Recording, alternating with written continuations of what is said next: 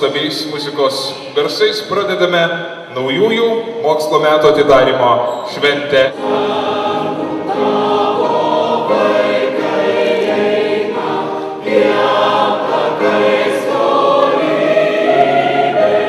Kiekviena rugsėjo 1, tai yra rudens šventė, tai yra pati svarbiausia akademiniai bendruomeniai šventė, nes tai yra naujų darbų pradžia.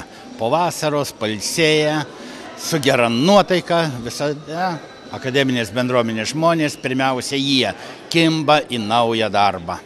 Tai tą progą, žinoma, aš norėčiau visiems linkėti, kad ta nuotaika neišblėstų per pirmosius mėnesius, kad jie būtų visus mokslo metus, kad mes būtume darnus, susiklausę ir siektume pačių aukščiausių tikslų.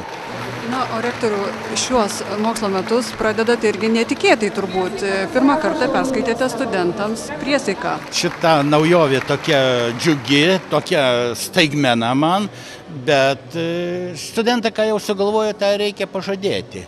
Jaunimas žino, ko nori, jie tikrai ateina turėdami tam tikrus tikslus, lūkesčius ir viltis.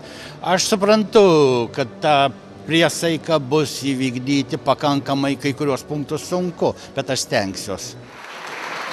Pasižadu nepraleisti nei vieno studentiško renginio. Pasižadu nepraleisti nei vieno studentiško renginio.